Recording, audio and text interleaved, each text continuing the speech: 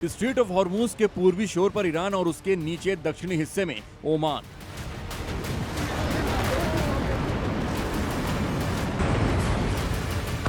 ये दोनों देश स्ट्रेट ऑफ हॉर्मूज का साझा नियंत्रण जंग से पहले भी संभाल रहे थे और अब एक बार फिर से नए समझौते की तरफ बढ़ चुके हैं। यही बात अमेरिकी राष्ट्रपति डोनाल्ड ट्रंप को खटक रही है। स्ट्रेट ऑफ हॉर्मूज में अमेरिकी नाकेबंदी का असर कम करने के लिए ईरान ने जिस तरह ओमान का हाथ थामा है, उस रणनीति ने अमेरिकी राष्ट्रपति डोनाल्ड ट्रंप के होश उड़ा दिए हैं। ट्रंप इतने नाराज हैं कि उन्होंने ओमान पर बमबारी करने तक की धमकी दे डाली है।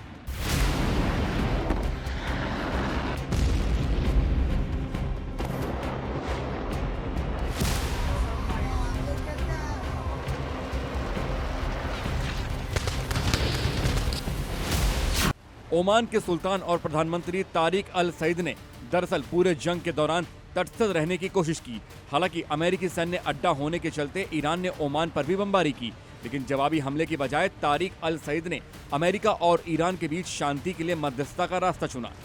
ओमान ने अमेरिका और ईरान दोनों के प्रतिनिधियों से बातचीत की, लेकिन 60 दिन बाद ओमान की मध्यस्थता का कोई नतीजा नहीं निकला। 60 दिन का सीजफायर मूल शर्तों पर सहमति के बिना ही खत्म हो गया। इनमें बड़ा पेच स्ट्रेट ऑफ हॉर्मूज को लेकर फंसा।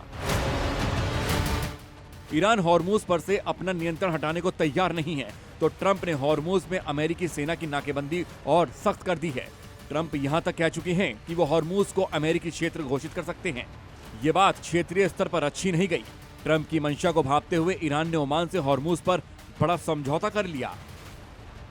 ईरान और ओमान हॉर्मूज से गुजरने वाले जहाजों के नए रास्ते को लेकर समझौते के करीब पहुंच गए हैं। इसकी घोषणा ईरान के विदेश मंत्रालय ने की है। ईरान के विदेश मंत्रालय के प्रवक्ता इस्माइल बघाई ने कहा है कि दोनों देश रास्ते के नक्शे को लेकर सहमत हैं, लेकिन संयुक्त बयान पर काम चल रहा है। उन्होंने कहा कि संयुक्त बयान पर सहमति बनते ही इस समझौते की जानकारी सार्वजनिक की जाएगी। इसके तहत ईरान और ओमान हॉर्मूज जल डमरू मध्य से गुजरने वाले जहाजों की निगरानी करेंगे और उन्हें नौवहन में मदद भी करेंगे।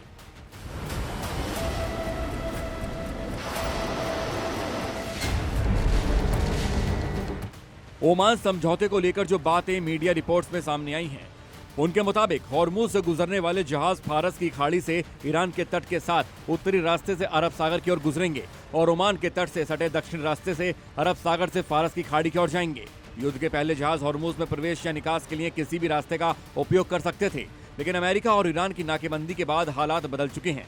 ईरान हॉर्मूज पार करने के दौरान उत्तरी रास्ते का इस्तेमाल न करने वाले जहाजों पर से हमला कर रहा है।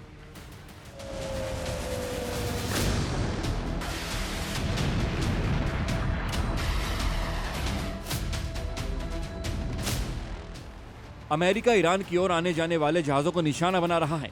इससे हॉर्मूज पार करने वाले जहाजों पर हमेशा हमले का खतरा मंडरा रहा है।